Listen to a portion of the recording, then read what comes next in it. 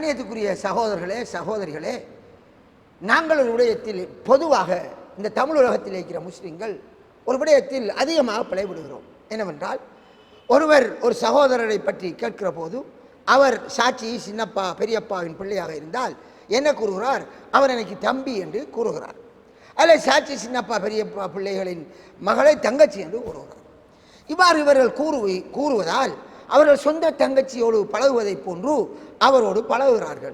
அவர்களும் காக்கா என்று பழகுகிறார்கள், நானா என்று பழகுகிறார்கள், சகோதரர் என்று பழகுகிறார்கள்.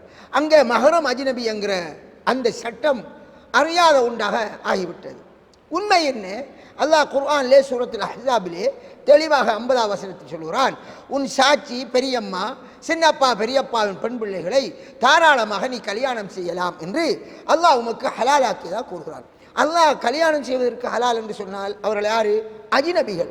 அஜ்னபிகளோடு நாங்கள் எப்படி ஒரு சகோதரி மாதிரி, உடன் பிறந்த சகோதரி மாதிரி நாங்கள் பழகுவது? இது தெளிவான ஹராம். அல்லாஹ்வை பயந்தவர்களாக நீங்கள் இருந்தால், அல்லாஹ்வுடைய சட்டத்துக்கு மதிப்பளித்தால் இதனை சிறுவிடயம் என்று கருதாதீர்கள், அது பெரும்பாவம். இதை தவிர்ந்து கொள்ளுங்கள். இதை தவிர்ப்பது காலத்தின் கட்டாயமாக இருக்கிறது, மறுமையின் வெற்றிக்கு வழிவகுக்கக்கூடியதாக இருக்கிறது. ஏனென்றால் இதன் மூலமாக தகாத உறவுகள் எல்லாம் சமுதாயத்தில் வருவதற்கான வழி இருக்கிறது, வருகின்றது.